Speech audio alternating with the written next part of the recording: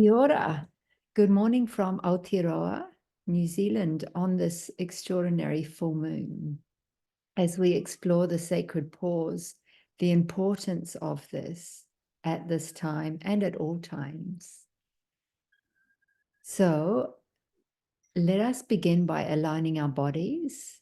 Again, inviting anyone who feels not quite aligned or grounded in their body to stand up, sound, breathe, and move throughout this process. Let us begin by aligning physical, mental, and emotional bodies.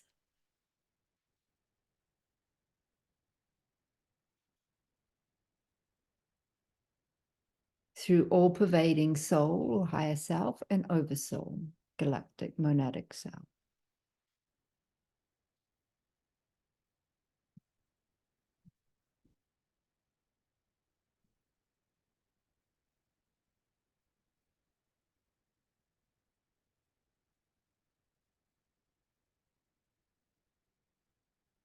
Thinking a luminous thread from the root, the base of the womb space, down through the floors, the soil, the sands, the waters, into the molten core in the heart of Gaia.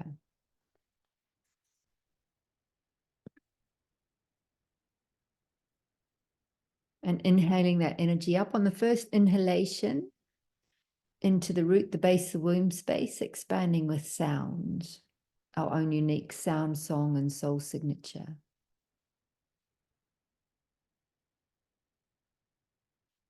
On the next inhalation, up through the feet, the legs, the hips, the pelvic bowl, and into the belly, into the cuspo or the dantian, and expanding with sound. Oh.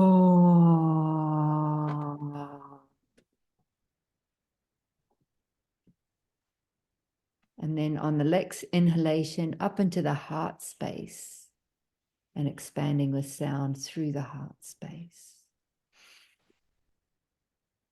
Oh.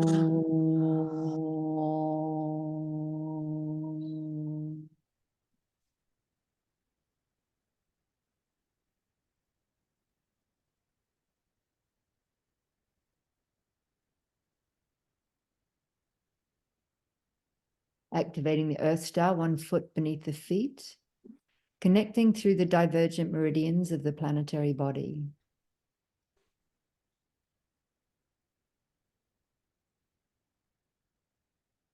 Connecting with that primordial elements in their infinite potential.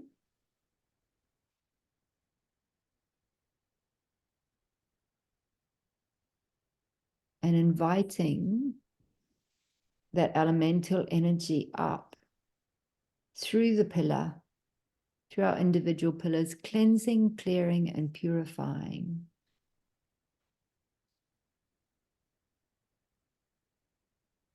Regenerating, rejuvenating, and recalibrating.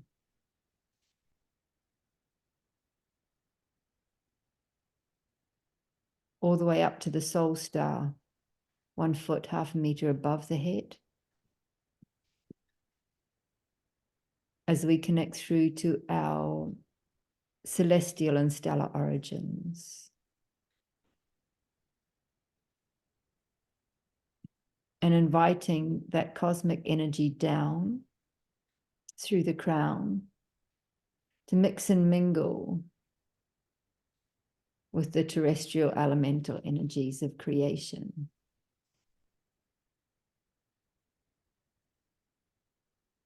For this period of gestation in the sacred pause, as we are recalibrating into the next level of our embodiment and subsequent service.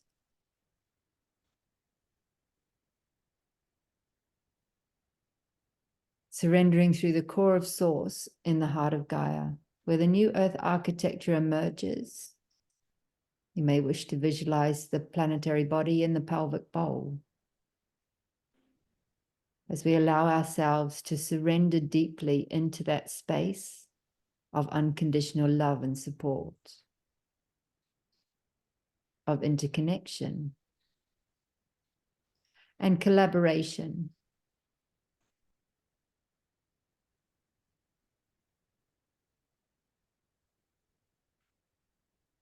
Surrendering again through the core of source of our own heart spaces.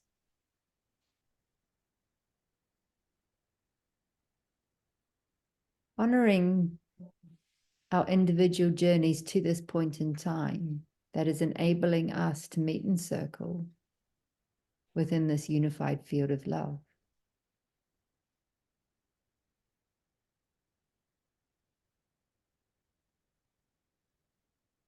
Connecting through the core of source and the heart of the sun.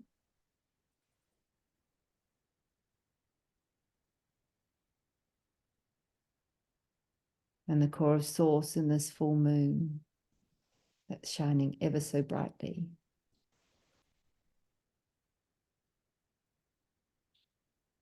As we activate our solar and our lunar discs.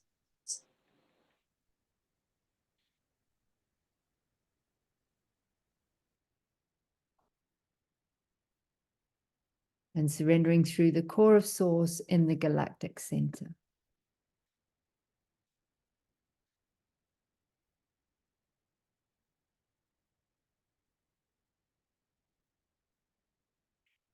May wish to visualize that galactic center in the pineal gland, our gateway to God, the all-seeing, the all-knowing. That part of ourselves that is eternal, that resides outside of linear time and space.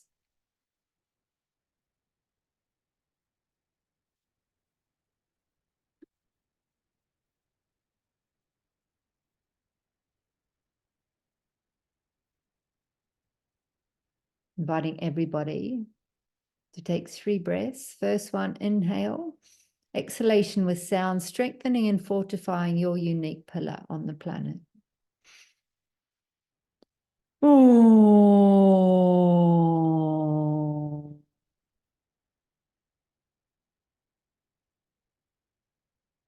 On the next inhalation, harmonizing our pillars with the point on the planet where we are standing today. Oh.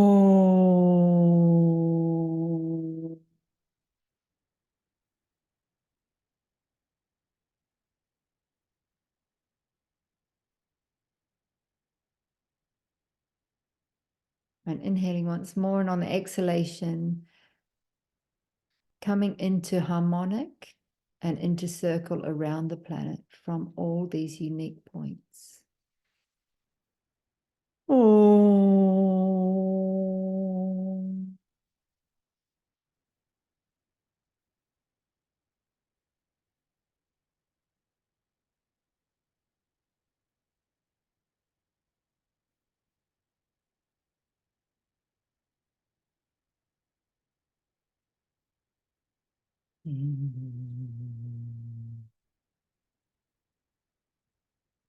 As I hand you over to Casey to continue this journey.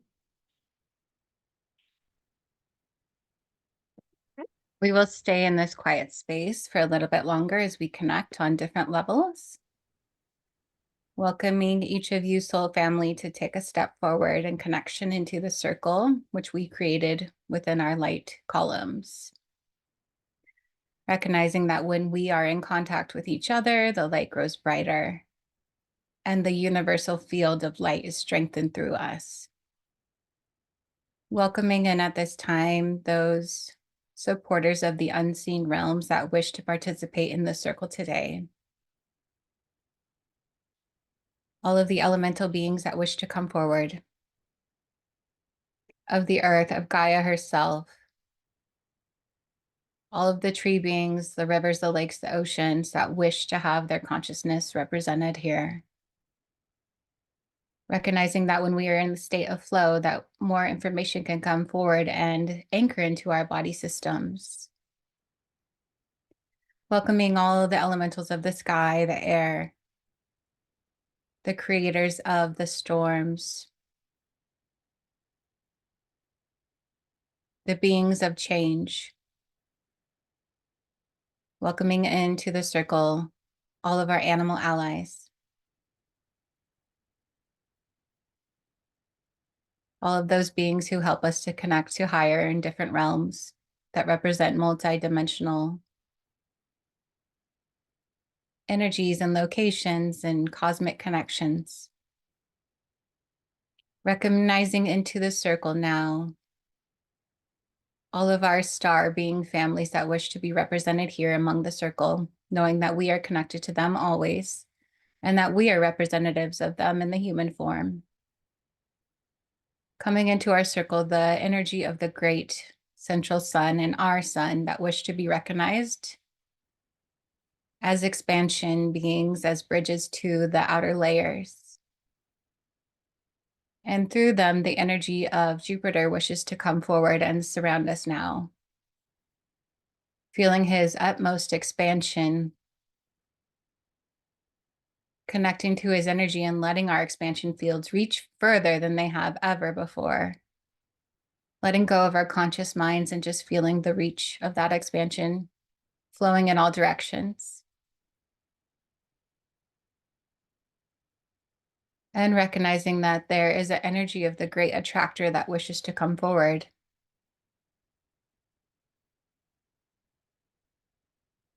In connection to the galactic center, finding your anchor point there and connecting out to the original cosmic tree of life, through which all creation happens, and through which the waves of creation are formed and represented out as rings of consciousness, as rings of creation, as rings of change, as rings of expansion, in constant creation, creating stars and planets, creating galaxies.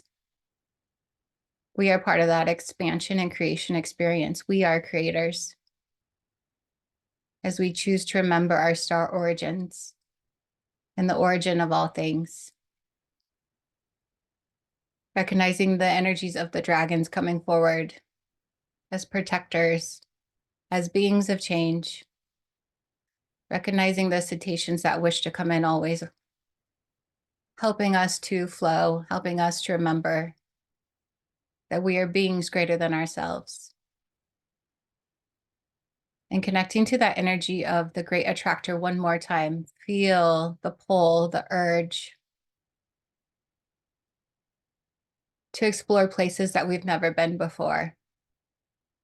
Seeing the great attractor not as something to be worried about, but as a benevolent being, an energy force, creating change, creating new timelines, new experiences, new human evolution, new planetary evolution. If we wish to step into the void space, allow ourselves to be pulled into that ascension highway, feeling the gateway of this energy expansion, this window of opportunity, this leap of faith stepping before us as we enter into this void space, not knowing where we will land, not knowing where our reality will center from. And yet not feeling off kilter or off balance, knowing that we are always anchored in through that galactic center if we center ourselves there. We have admittance into new galaxies,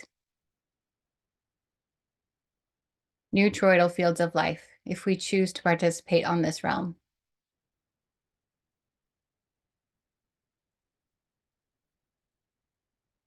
We have reached the utmost level of expansion for our soul's journey at this time,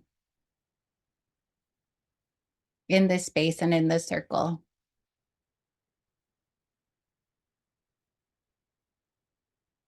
And recognizing the limits of our human selves to hold that expansion place. We will slowly circle our way back, come through the galactic center, anchoring back in through Jupiter, anchoring back in through the great central sun and our sun, recognizing that these are all portals of expansion for ourselves. And through the energy of our sun, we'll come back to our planet, to Gaia, to land here. anchoring more fully, connected to Gaia, then we will anchor back into our human bodies, our human spaces, and slowly come back to our human form, enabling ourselves to ground fully. Breathe again into our bodies and slowly open our eyes, staying in this consciousness field and allowing more information, more knowledge, more sharing of codes to come forward at this time. When you're ready, add some gentle movement to your body, opening your eyes and coming back in.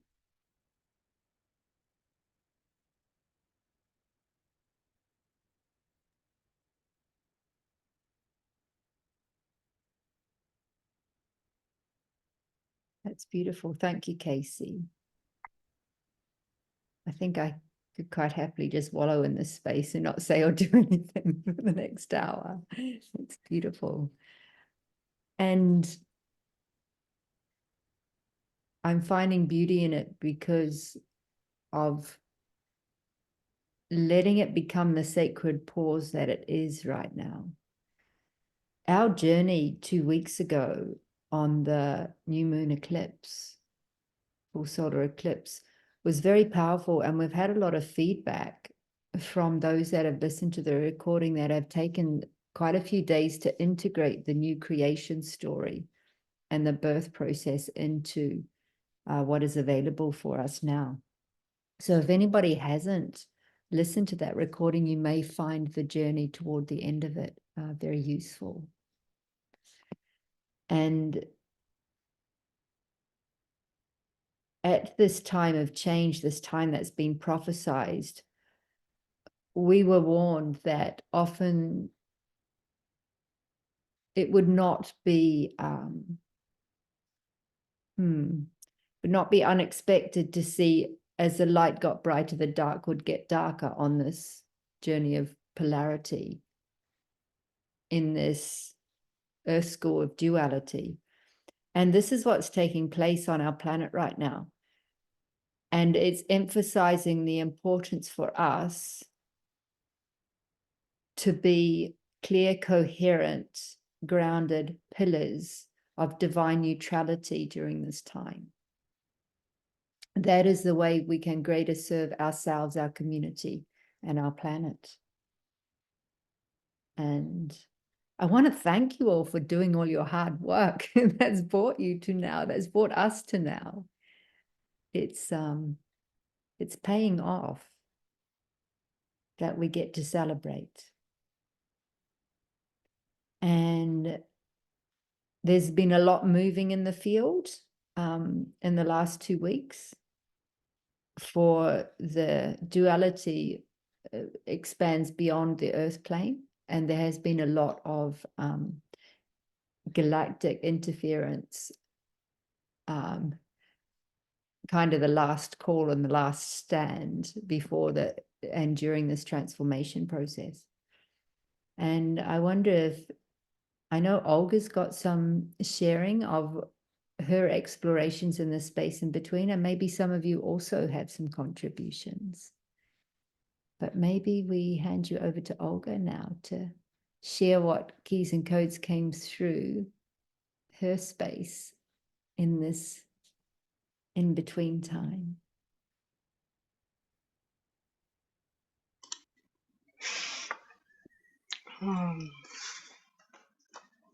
Yeah, I need to fill in what needs to be shared because it was so much that it can be a book or a movie actually.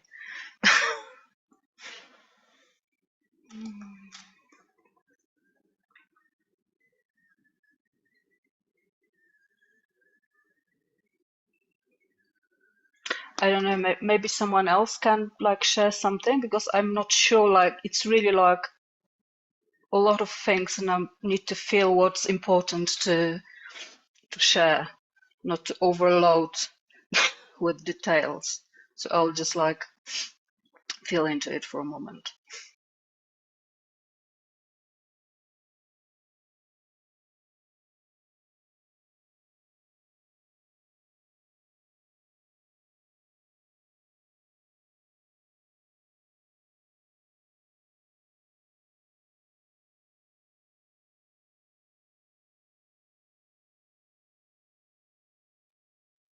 Jacob, I'm wondering if you have any sharings from Stewart Island of what you experienced down at the bottom of Aotearoa during this eclipse reset.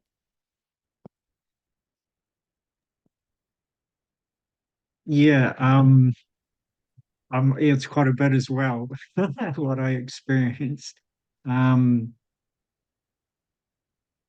I was guided to go there, and also Milford Sound came up for me as well to go to. And when I got there, what presented itself was a tunnel between the two of them. That there was quite a dark tunnel where the beings were working with.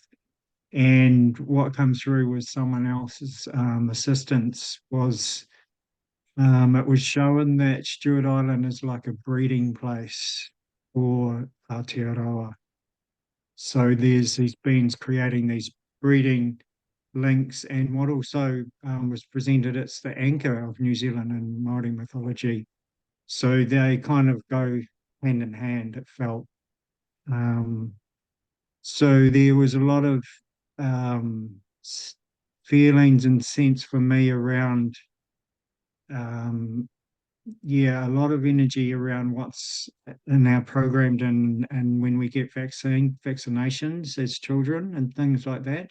And that, so I was having to clear my DNA and remove a lot of that out of my DNA. I also felt a lot of energies around like addiction and lost, not feeling good. These kind of energies, they came quite strong after the solar eclipse.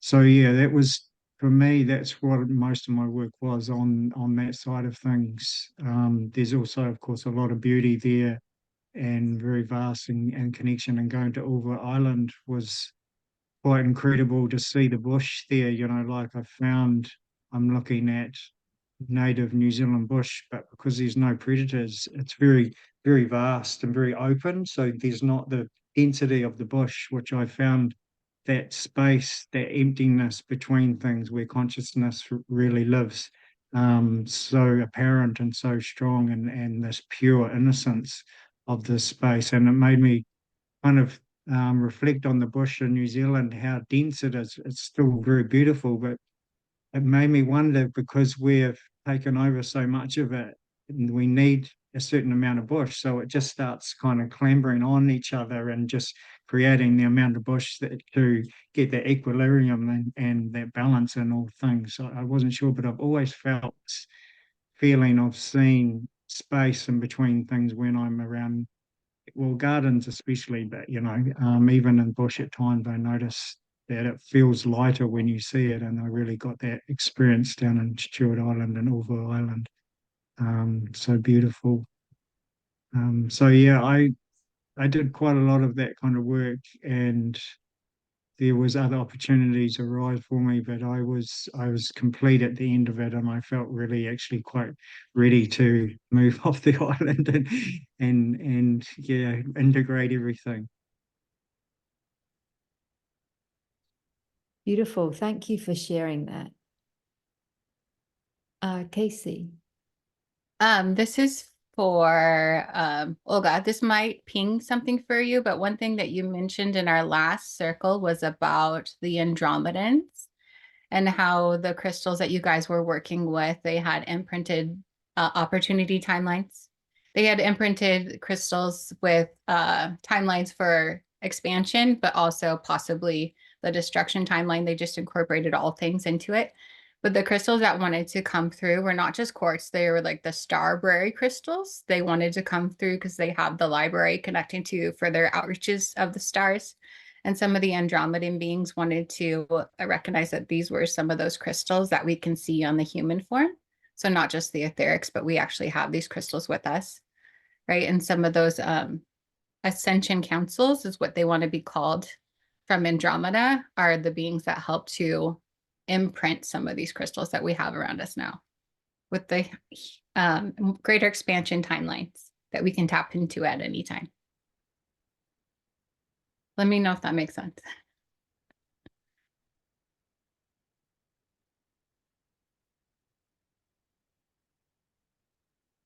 Thanks, Casey.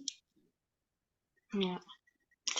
So it kind of helped me, what you said, apart from that it makes sense, to know how to start or where to start, because the work I was doing was connected with Andromeda somehow on many levels.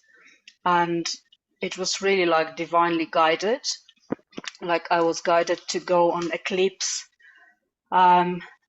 with someone I met kind of accidentally in this lifetime here, but we met many lifetimes before, and we had a like soul contract to go on eclipse and do certain work. Even we wasn't aware what we should do. We just like went to the certain places we were guided to, and afterwards, like it was clear what was happening, that we were activating, like first, like thing connected with Andromeda, we were removing some distortion which was coming from Orion, connected with divine union, which was like dividing feminine and masculine on the planet. So we were doing this in Napa Iglesia, and it like I would say that it was one of the most difficult things I've done, because like what came through my system, I felt I was just sitting and crying for, I don't know, like maybe 20 hours. Okay, 20 minutes, not 20 hours. And I really felt like all the grief from eons of feminine and masculine energies not being able to connect were coming through my system. And it was really like devastating to feel that. And this kind of longing for connection, for balance. And then so we were kind of like rebalancing the distortions. And then we went to Chinchero, which I haven't been to, and I didn't know why we are going there. And it appeared that in Chinchero, we hit the codes from Mu. Like first I met with this man in Mu, and we were kind of like keepers of divine union for the planet, one of the couples who were doing this. And when the end of Mu was coming, we knew that we need to protect those codes. So we kind of hid part of it here, like which is now Peru, and part of them we took to Andromeda, so they wouldn't be able to misused. So when we're in Chinchero, we're kind of like reconnecting and reactivating those codes, and there were like two parts of it. Like one were just like another level of those codes of divine union for the planet and for people. Divine union meaning like divine union of the human with the spirit, so this axis, and feminine and masculine, so this axis, and then in the relationship. But this was like one level, and another level which was really touching for me, like there were certain codes which were held by souls who are here to anchor those codes, and those codes came back with the medicine for all the people who are receiving them back. Kind of like it was known like way back that when they will be coming back to the planet, the people who are keepers of those codes and holders of those codes will be in a completely different place. I would need certain healing and alignment to be able to really anchor them. So I must say that because of this, like I was experiencing really intense purgatory for the last 2 weeks when those codes came back with those like medicines. And it felt like the image I got like after it was done, after it was like brought back, combined and awakened, that all those souls whose mission on the planet, or part of the mission on the planet, is to anchor divine feminine, is to be like the pure embodiment, as pure as possible, of divine union, were kind of put, and this is like when Andromeda is coming into picture, like all those souls received kind of like healing pods. When put into healing pods, from Andromeda, and like, I don't know, maybe you, Leanne, or Casey, because I don't know what exactly was that, because it was called precisely like aurora light healing pulse. So it was like like it felt like it's a very specific energy or beings from Andromeda, and it's just like the healing began of all those souls and all those couplings. Well,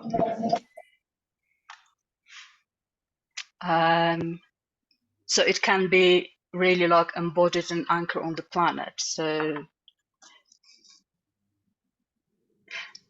and I think that the thing which is really interesting, it has been cleared on the, this is how I feel, but Leanne, you can check it, on the collective level, but I've been told that on a personal level, some people still can have the effects of it, or still can have it, that in the time of Atlantis, and it's also connected with those crystals, like what was put on the planet was just like mind control over men and women, which was reinforcing inability to really connect and to be equal and to co-create inside and like in outside. And on the masculine level, it was just like mind control on the mind level, which was not allowing masculine energy to see feminine energy as equal and to see feminine power, and it created what we have right now. And it was on a planetary level, but also on individual level. And on a feminine for feminine energy, it was just like there was a mind control on the planetary level. It was on the South Pole, influencing this crystal, and on the individual level, it was just something implanted in the wombs, which was creating this feeling that I am not enough, I have no power, I am not equal, and I have to do something really special to balance it, or to and I felt like, you know, whatever was left from this on a planetary level was cleared. But even when I was working with the clients, I could find parts of it, this level of mind control and belief systems still being in the system. Sorry. So, like, codes, potential, healing, all together. But very, very potent, very beautiful work, and very unexpected. It required a lot of like trust and to really, so it all could unfold. Yeah. In a nutshell, it was in a nutshell. Sorry if it was long, but it was still in a nutshell. They're saying that you had to clear the distortion fields, is what they're calling it, first before any of the original codes could come back in. So you were doing that with the Orion beings. First was your example of that, clearing out the distortion fields around you energetically, cosmically. And then it has to be done on the individual level as well. Like I myself carry some of those codes, and I know that my distortion field had to be cleared completely. And then this last week when I was in connection with Leanne, both my masculine and my feminine got a huge upgrade. And so they're able now to kind of connect to those higher levels. And the message I got was that the higher game was now ready to be played, or the higher mission was ready to now come into effect. Yeah, it felt, I was really wondering like how people who are holding those codes might feel, because the image which I had after the work was that like it's of course a choice, like you don't have to participate in what is offered to you, but like the image was that like all around the planet, all the souls who are holders of those codes were given those like healing poles and started the healing inside of those poles, like supported with the Andromedan energy. And also like the couples, it was really amazing image, because like each person had their own healing pole, but also like the couples or the pairings, because it does not necessarily be a romantic couple, had their healing pods together, So the karma between them and all the like stories between them also can heal. So it can really flow. And I've been also shown that because of what they are holders, or they were like targeted with a lot of like distortions and interferences which were not personal. So it was a lot of support from to like clear the things which does not belong to the system, which didn't happen because they were like personal story. It was just like interferences. So like you are not able to really like anchor those. So like really interesting to know that something was happening. Yeah. Yeah. That's beautiful. Thank you for all your hard work with our brother and for your translation, Casey. And yeah, it's amazing how everything is all unfolding according to divine design, because just last Friday, our journey with mastery of multidimensionality, having worked on our feminine templates, having worked on our masculine templates, we explored the sacred union of the masculine and feminine while all this has been unfolding. That enabled Casey to land in her next level of divinity in that. And it's interesting with this one sharing, because there's something else that emerged in 2 different meetings in the space in between. And that is with regard to the sisterhood of Venus. And I've worked a lot in the past with the sisterhood of Mary Magdalene's lineage, the sisterhood of the Rose. But we actually, I encountered in 2 separate one-on-one journeys, the sisterhood of Venus, and the pure codes in which this sisterhood had agreed to bring into the planet, to make available on the planet in this now time, was really significant. And I'm not sure if you want to elaborate more on that, Casey. They're just showing me the volunteers who wish to hold that mission to come forward at this time, right? The very specific individuals with that mission plan. It's almost like their mission was not distorted through birth, that they were very connected to it, even coming down into the earth plane. I'm just showing that Venus connection is very strong with them. And it's almost like their default, like there's nothing else. It's just like that's mission number 1 for them.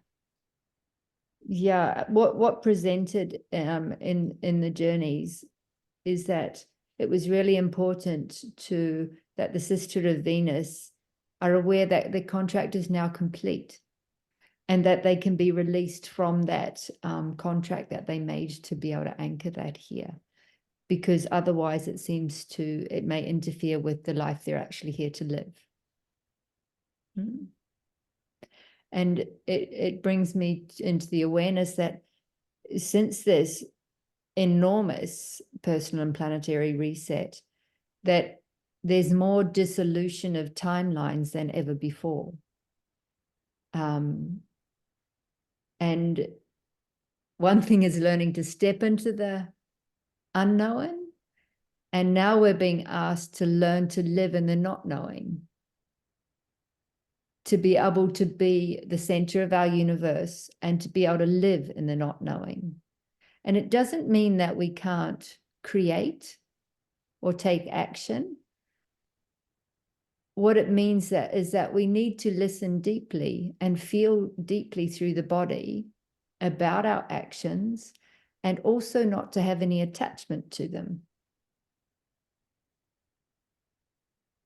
So it's calling in upon a new level of mastery for all of us, it feels like.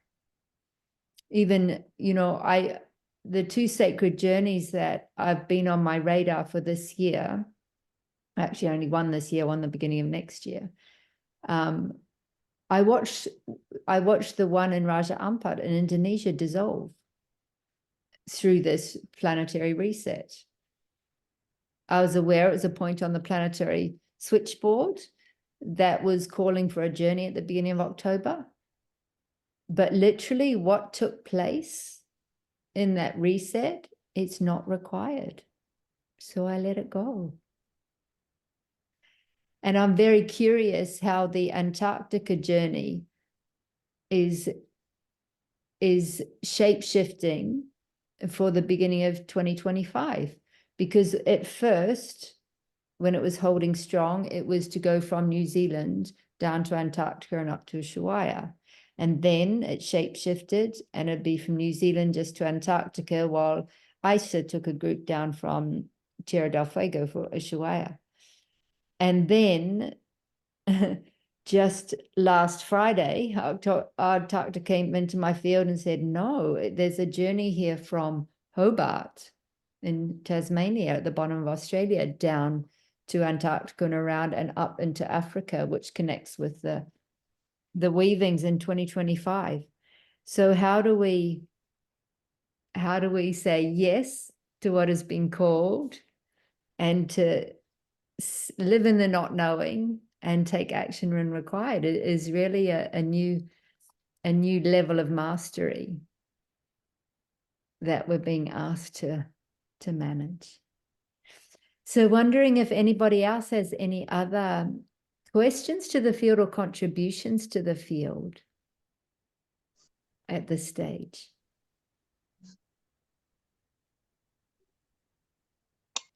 Yeah, I just want to say about like Raja Ampat. We were supposed to be together, and I was really excited about, and it really required from me like a deep self honesty and honesty with you, like when we spoke, when I felt at some point that I don't want to go there, I don't feel that anymore, and we've been talking about it for such a long time, and it really required a lot of courage to trust this feeling that for some reason I don't feel it anymore, but it was so weird.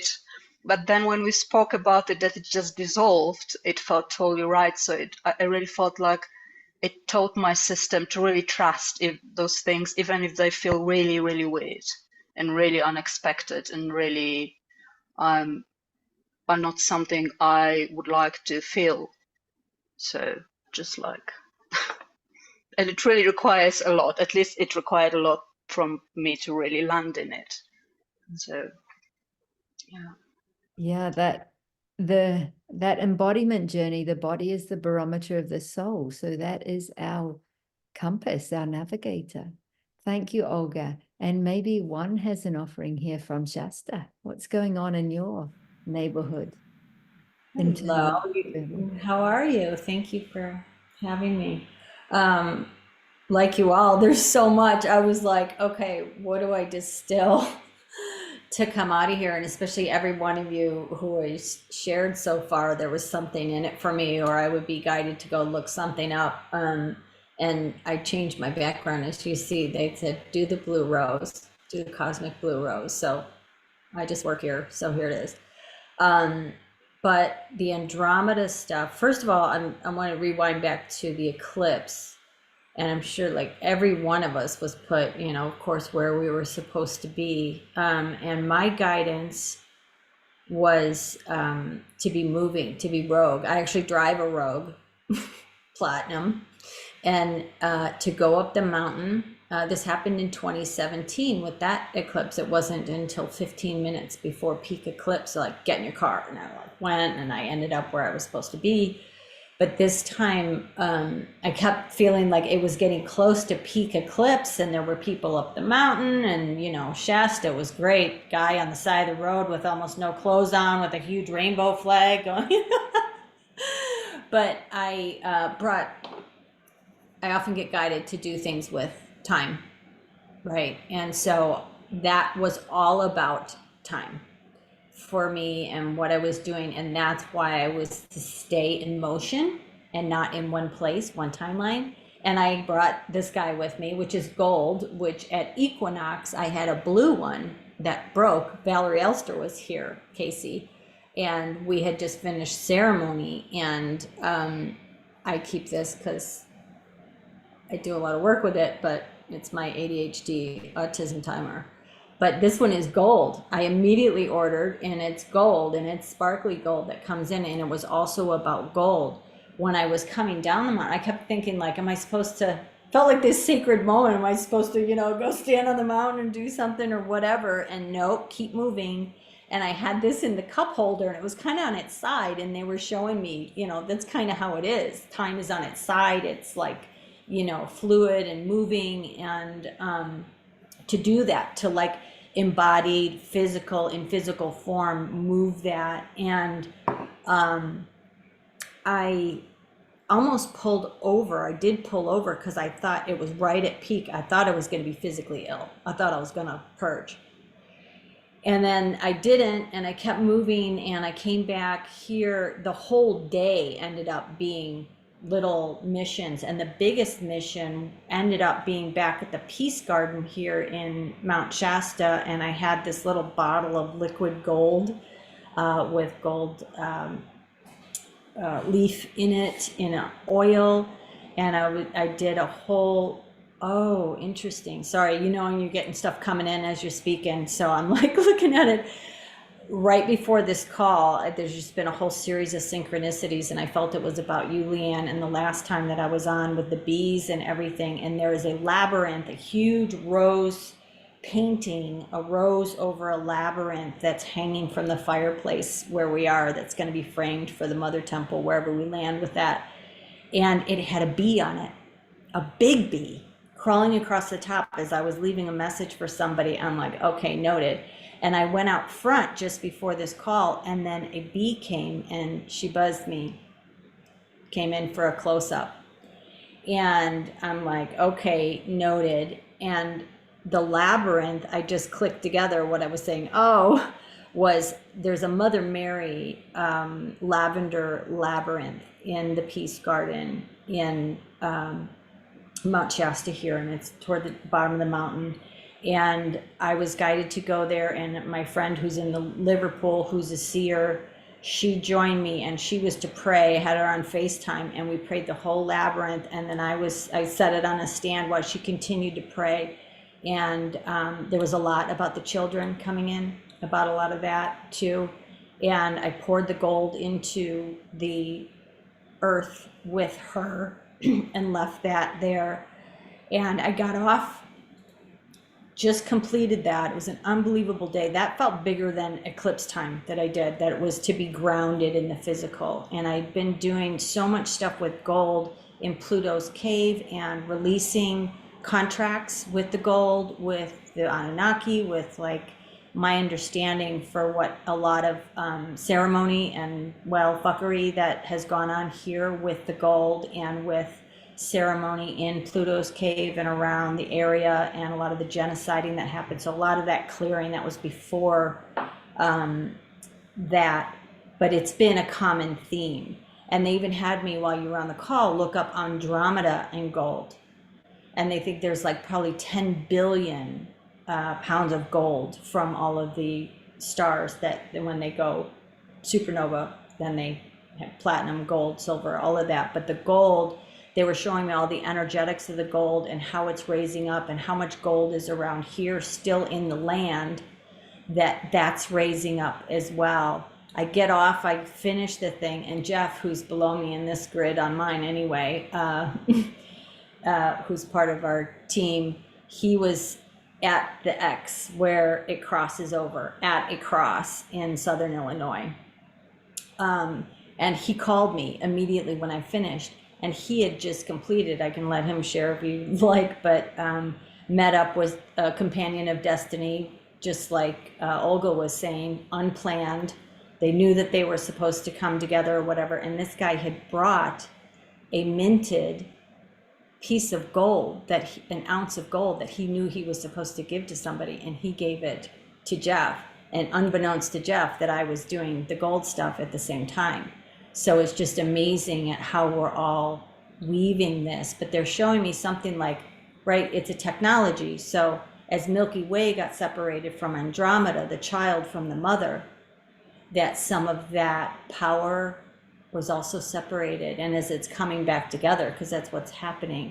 So something with that, I don't know if that triggers any gnosis in anyone or any messages, but I'm supposed to bring about the labyrinth, the gold, Andromeda, and the bees. I think that was about it. I don't know if that made any sense, but maybe there were some nuggets in there for somebody here. And the time, really weaving that time and mixing it up and making it fluid. And what you were saying about the timelines, you know, I've had that happen so many times. We're on a journey and finding land for our piece, and we're weaving the whole area as we're doing it. But it's like, okay, that's happening. Nope, here, you know, like something's taken care of, and then nope, it's here. So just spin the wheel and go with the flow is what we're doing. So affirmative. Thank you. Thank you, Juan. Very timely for your golden nuggets. Yeah. I don't know if Jeff has any more he'd like to add to that journey that you shared. Appreciate your presence here. Maybe not. It's okay. No, thank you. Yeah. Thank you for having me. I'll share my stint at this 111-foot tall cross in Southern Illinois. I guess that's just under 34 meters. In 2016, I decided to jump off the hamster wheel of my normal life, and I wanted to go caretake some exotic location. I had friends that were caretakers in the Caribbean and stuff like that, and I ended up at a 111-foot tall cross in Southern Illinois for 6 months. It's the highest elevation in the region. It's where the Mississippi River and Ohio rivers come together. And in this remote location on this high elevation sits this cross, the Bald Knob Cross of Peace. And I got to be with it for 6 months, be the caretaker. And in that time, I discovered there had been ancients there. There were relics discovered when they renovated the cross in 2012 that were not turned over to any authorities, but I was able to get a few pieces and bring it to the local university. And the professor there said it was from the Archaic period of at least 10,000 years old. So I actually learned of the exact location where they unearthed those implements. And I kind of marked it with this big stone. It was right at the base of the cross. And while I was there in 2016, I didn't know the next year, 2017, this cross was in the path of totality for that eclipse. So I worked with the university again and, you know, marked where the sun was going to be and got it all ready for 2017.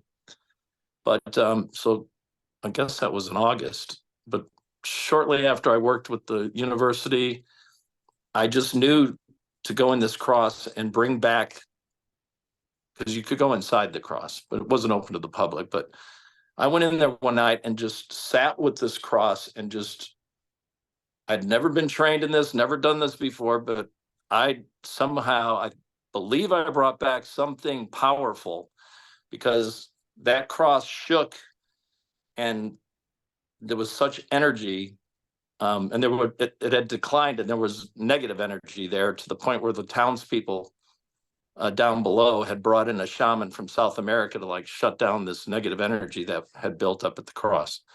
But so I think I brought back the good energy.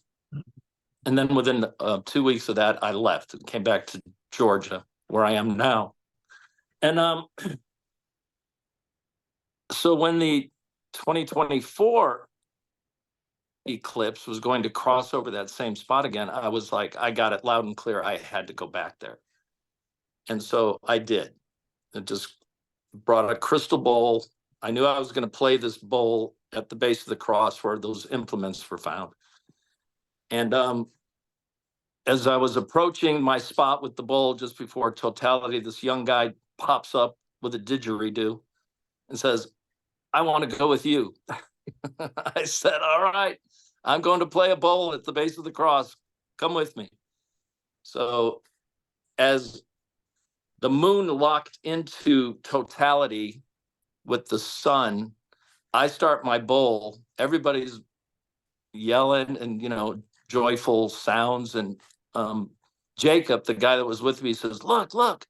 I turned around and this ball of energy fell from where the sun and the moon were locked into totality. I don't know if everybody saw it. Jacob saw it, told me. I turned around just long enough to see a few seconds of it dropping down to earth. But there was a visible energy field in I just can call it a ball that fell to the earth. And